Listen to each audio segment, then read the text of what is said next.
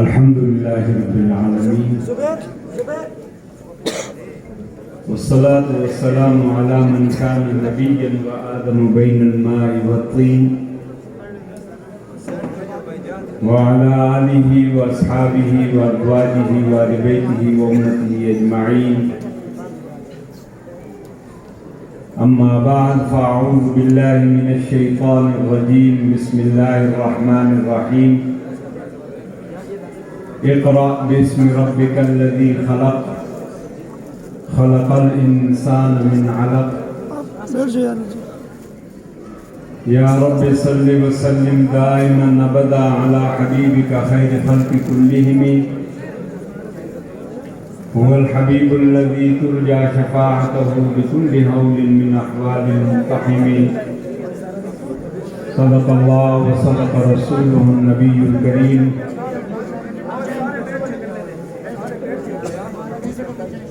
تمام حضرات درود شریف پڑھ لیجیے.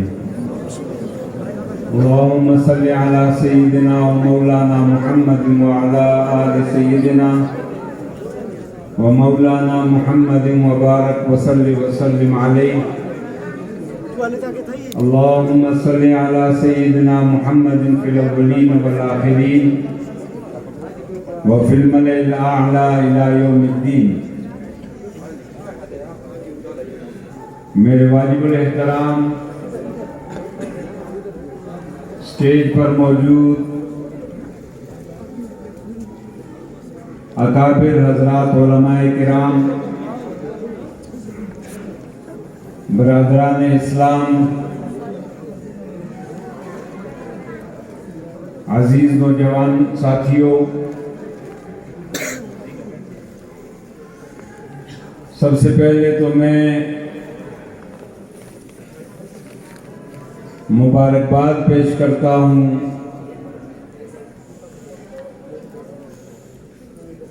حضرات صاحبزادگان کو، اس ادارے کے محتمم صاحب، ناظم صاحب اور شعبہ حفظ کے حضرات اساتذہ کرام، اور اس کے ساتھ ساتھ ان عزیز بچوں کو اور ان کے والدین کو اور ان کے سرپرستوں کو، اور اس کے ساتھ تمام اہل محلہ کو، اور اس ادارے کے تمام معاونین اور مخلصین کو کہ الحمدللہ وہ باغ نبوی کہ جس کی بنیاد ہمارے بھائی، ہمارے دوست، ہمارے رفیق سفر، غمی اور خوشی کے ساتھی حضرت مولانا عبدالحفیظ قادری نور اللہ مرقدہ کہ جس بات کی بنیاد انہوں نے یہاں I9 میں لگائی تھی، آج الحمدللہ کہ ان کے لائق صاحبزادگان نے، ان کے بچوں نے واقعی بہترین خلف الرشید ثابت کرتے ہوئے اپنے آپ کو اس بات کو چار چاند لگائے، اور وہ مشن اور پروگرام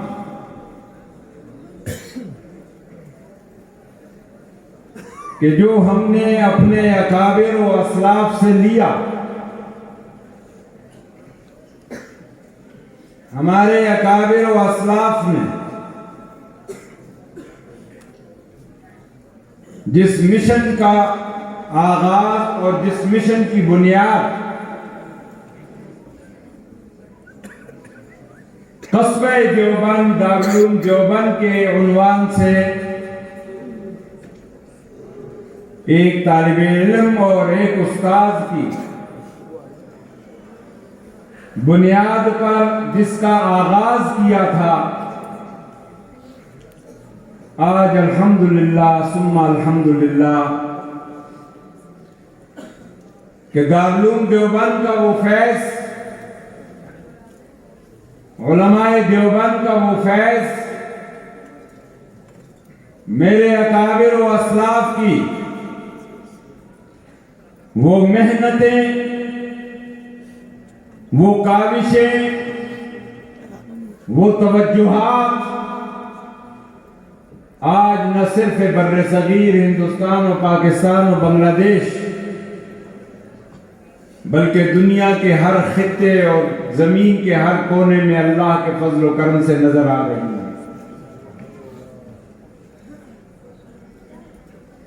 اور اسی شجر طیبہ کا ایک خوشہ، ایک ٹہنی، آئی9 والوں آپ خوش قسمت ہیں کہ آپ کے اس علاقے میں ہمارا وہ مرحوم بھائی یہاں پہ اس کی بنیاد رکھ کر خود تو چلا گیا، خود تو وہ اپنے رب کے پاس چلا گیا، لیکن ہمارا یہ ایمان اور ہمارا یہ یقین ہے کہ اس باغ محمدی سے نکلنے والا ہر پھول، اس باغ محمدی سے نکلنے والا ہر حافظ و قاری یقیناً آج ہمارے اس بھائی کے لیے صدقہ جاریہ بھی ہے اور بلندی درجات کا بھی ذریعہ ہے۔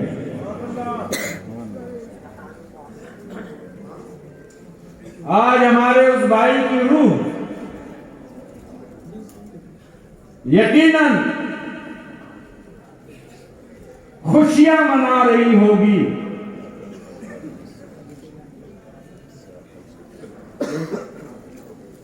آج یقیناً وہ اللہ کے ہاں سرخرو ہے۔ دعا ہے کہ اللہ جل شانہ اس گلشن کو اسی طرح آداب و شاداب رکھے، آمین کہہ دو، بڑے کنجوس ہو۔ اللہ اس گلشن کو اسی طرح دن دگنی رات چگنی ترقیاں نصیب فرمائے، اور اللہ ہمارے ان نوجوانوں کی محنتوں کو، کوششوں کو، کاوشوں کو اپنے دربار میں قبول و منظور فرمائے۔ تو عزیزان محترم،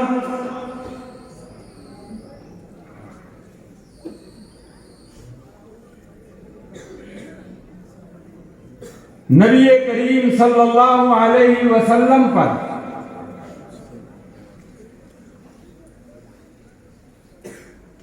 جو پہلی وحی تقریباً 500 سال کے انقطاع کے بعد سیدنا عیسیٰ علیہ السلام اور رسول اللہ صلی اللہ علیہ وسلم کے درمیان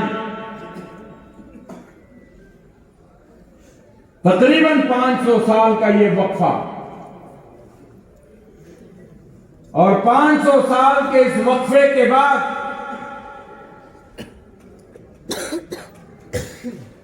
رسول اللہ صلی اللہ علیہ وسلم کے قلب اطہر پر اللہ کی طرف سے جو پہلا پیغام آیا،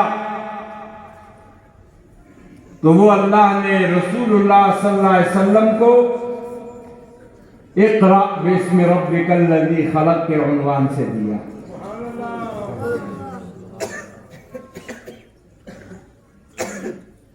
اور یہ اقرأ کا پیغام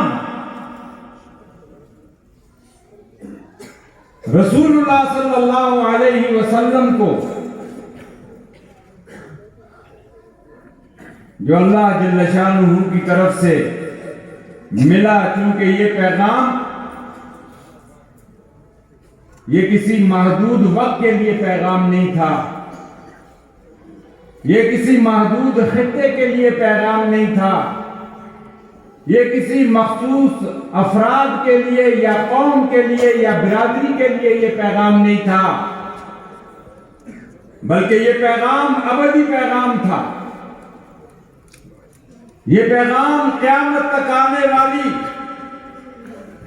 امت محمدیہ کے ہر فرد کے لیے پیغام تھا،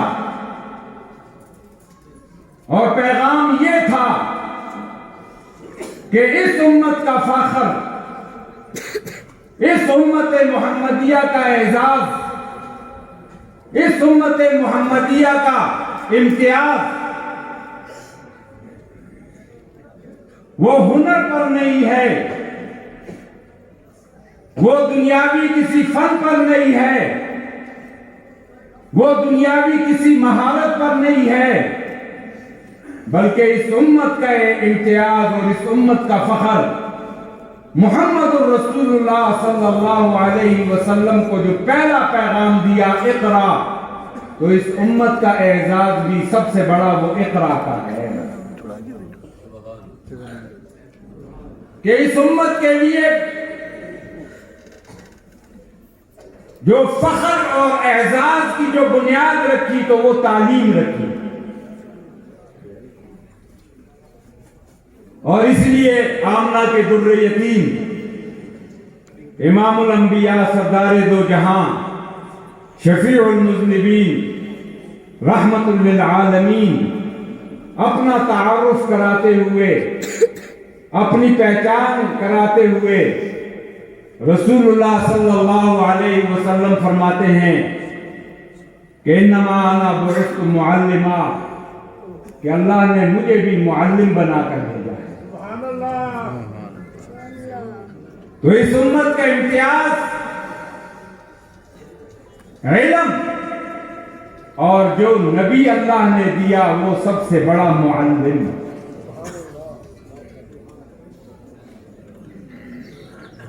اور یہی وجہ ہے کہ یہ امت جب تک اس علم کے ساتھ جڑی رہی، جب تک کتاب اللہ اور سنت رسول اللہ کا علم امت محمدیہ کے اندر راسخ تھا، علم کے اعتبار سے بھی اور عمل کے اعتبار سے بھی اور کردار کے اعتبار سے بھی، تو تاریخ ہمیں بتلاتی ہے کہ امت محمدیہ اقوام عالم پہ سربراہی کر رہی ہے۔ اور جب سے اس امت کو اس علم سے دور کر دیا گیا، آج علم کی تعبیر، آج تو یہ ماحول بنا دیا گیا وقت کا، اس وقت یہ حالات بنا دیے گئے کہ اب تو اس کتاب اللہ اور سنت رسول اللہ کے علم کو علم ہی نہیں مانتے ہیں، جبکہ اللہ اور اس کے محبوب کے نزدیک اصل علم اور بنیاد یہی کتاب اللہ اور سنت رسول اللہ ہے۔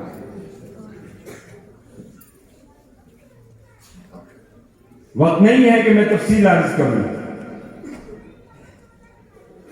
کہ جب اللہ کے نبی کو اقرا کا پیغام ملا اور جب اقرا کا سلسلہ شروع ہوا، تو آپ تاریخ اٹھا کر دیکھیں کہ آج وہ سائنس کے جس پہ دنیا مغرب اتراتی پھرتی ہے، آج وہ سائنس، چاہے وہ پولیٹیکل سائنس ہے یا میڈیکل سائنس ہے، کہ جس پہ دنیا مغرب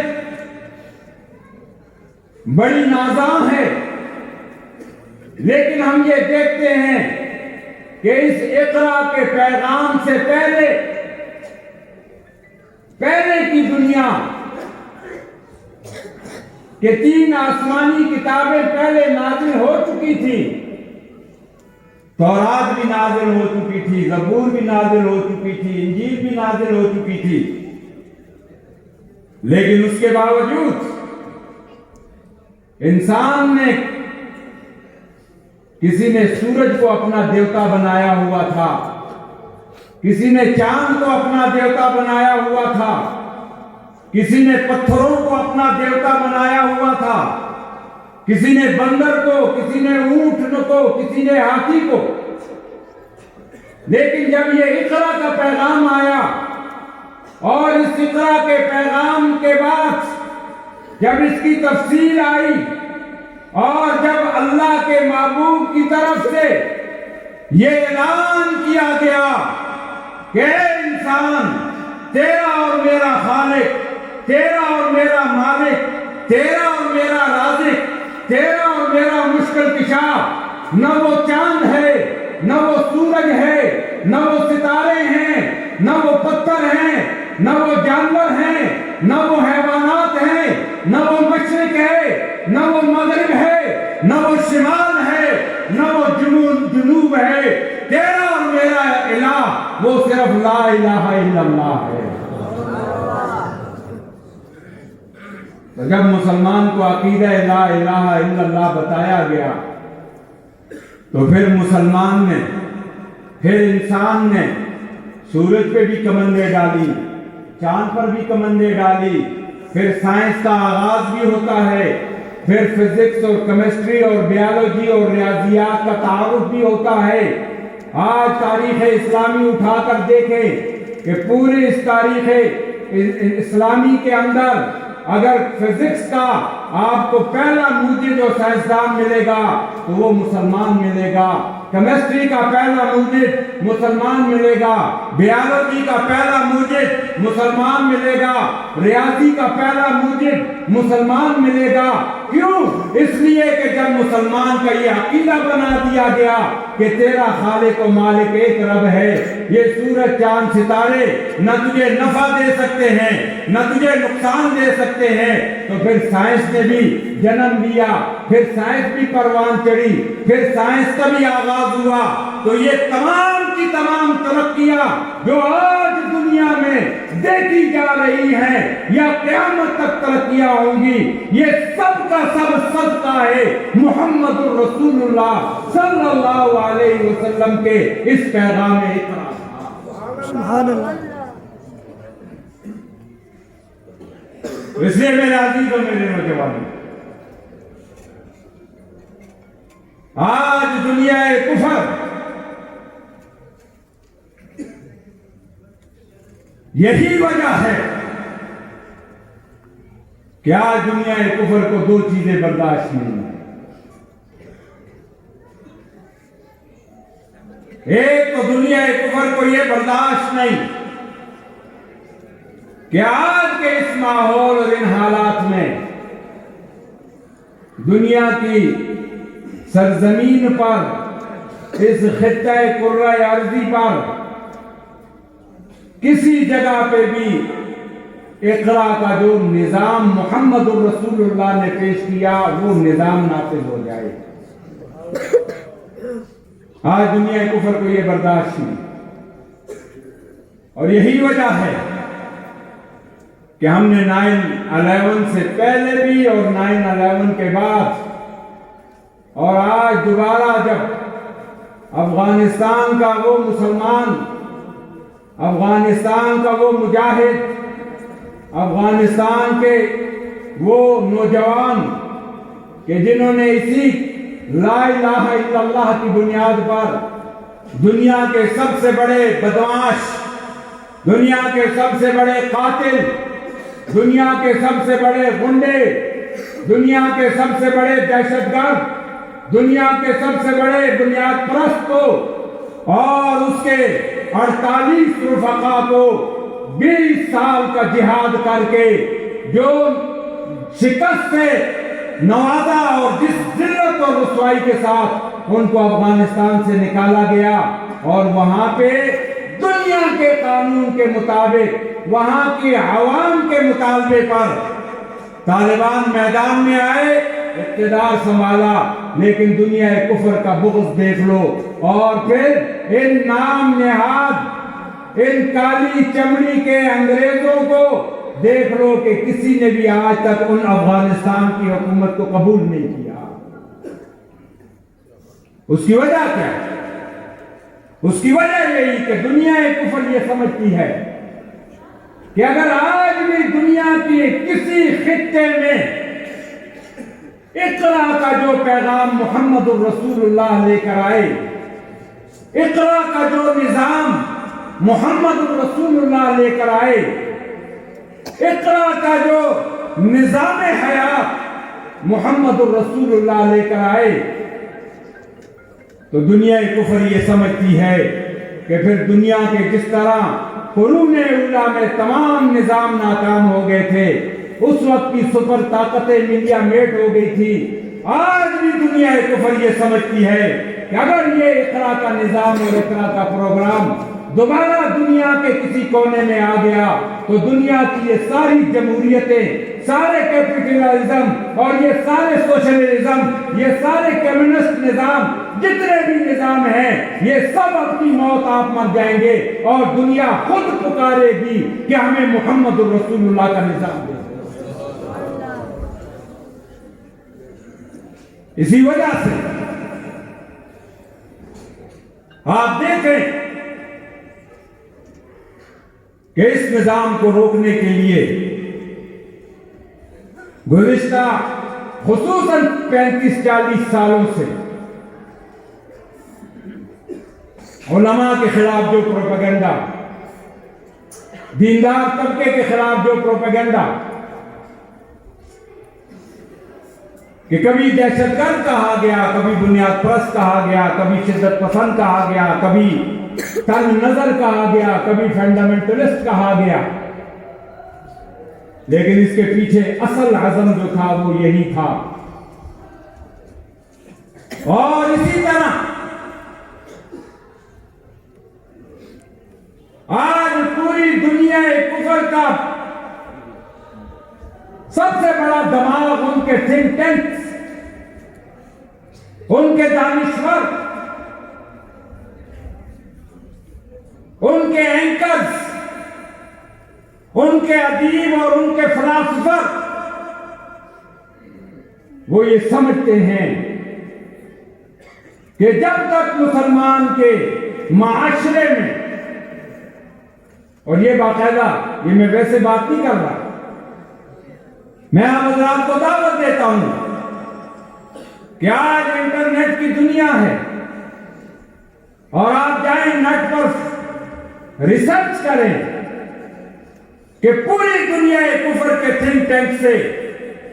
ان کی حکومتوں نے خصوصاً 9/11 کے بعد، خصوصاً تورا بورا کی بمباری کے بعد، کہ تورا بورا میں انسانی تاریخ میں آدم علیہ السلام سے لے کر تورا بورا تک کہ پہلی جنگ عظیم اور دوسری جنگ عظیم میں بھی اتنی بمباری نہیں ہوئی تھی جتنی ایک صرف تورا بورا میں، کہ اس کے چپے چپے پر دنیا کا ہر قسم کا بم آزمایا گیا۔ تو جب تورا بورا بھی ہو گیا تو اس کے بعد پھر دنیا کفر نے اپنے دانشوروں سے ان کے سامنے یہ سوال رکھا کہ مسلمان کو تو ہم بم کے ذریعے سے، ٹینک کے ذریعے سے، توپ کے ذریعے سے، میزائل کے ذریعے سے، جہاز کے ذریعے سے ہم تو نہ ختم کر سکے، ہمیں ایسا سلوشن دو، ہمیں ایسا طریقہ دو کہ جس سے ہم مسلمان کو ختم کر سکیں۔ تو پوری دنیا کفر کے تھنک ٹینکس نے اپنی اپنی حکومتوں کو باقاعدہ ایک متفقہ سلوشن دیا، ایک متفقہ لاہ عمل دیا، اور وہ لاہ عمل کیا؟ انہوں نے اپنی حکومتوں کو یہ لاہ عمل دیا کہ مسلمان کو بم سے نہیں ختم کیا جا سکتا، مسلمان کو گولی سے نہیں ختم کیا جا سکتا، مسلمان کو میزائل سے نہیں ختم کیا جا سکتا۔ ہاں، اگر مسلمان کو ختم کرنا چاہتے ہو تو مسلمان کے ایمان کو کمزور کر دو، مسلمان کے دل سے محمد الرسول اللہ کی محبت نکال دو، مسلمان کے دل سے منبر و محراب کی محبت نکال دو، مسلمان کے دل سے داڑھی ٹوپی اور پگڑی کا احترام نکال دو۔ جب مسلمان کے دل سے منبر و محراب کی محبت ختم ہو جائے گی، جب مسلمان کے دل سے داڑھی اور ٹوپی کا احترام ختم ہو جائے گا، جب مسلمان کے دل سے نبی کی محبت کو ختم کر دیا جائے گا، نبی کی سنتوں کو ختم کر دیا جائے گا، پھر مسلمان کو گولی مارنے کی ضرورت نہیں ہے، پھر مسلمان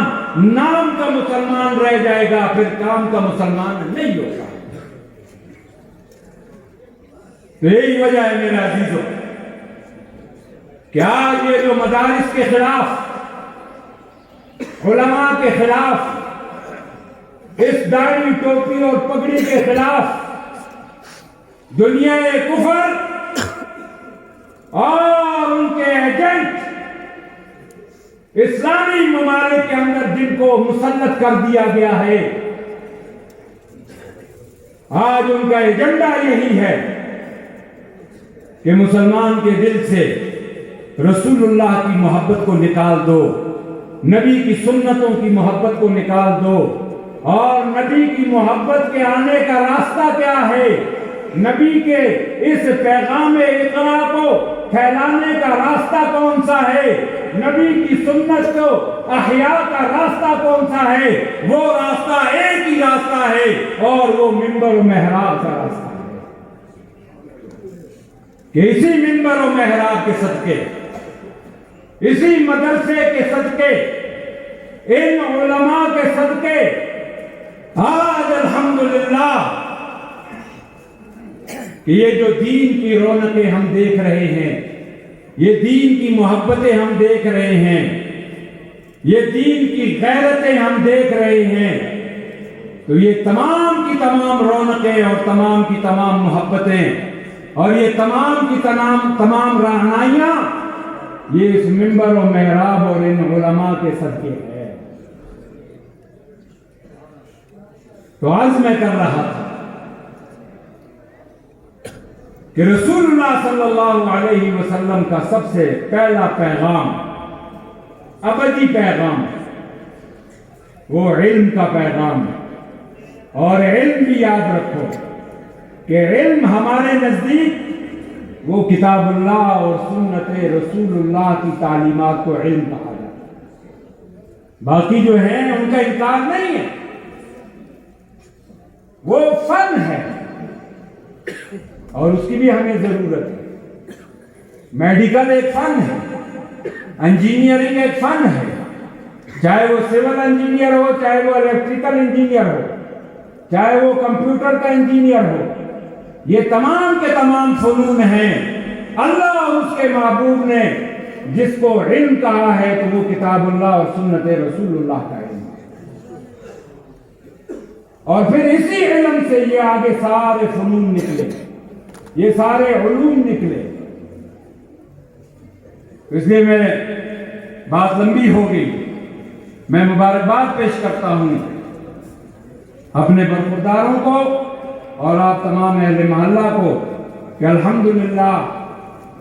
کہ ہمارے بھائی نے جس گلشن کی بنیاد رکھی، آج الحمدللہ اس گلشن سے پھر یہ 20 پھول آپ کے سامنے ہیں۔ گزشتہ سال بھی اسی طرح آپ نے کارکردگی دیکھی، گزشتہ سال بھی اسی طرح آپ نے کارکردگی دیکھی، اور انشاءاللہ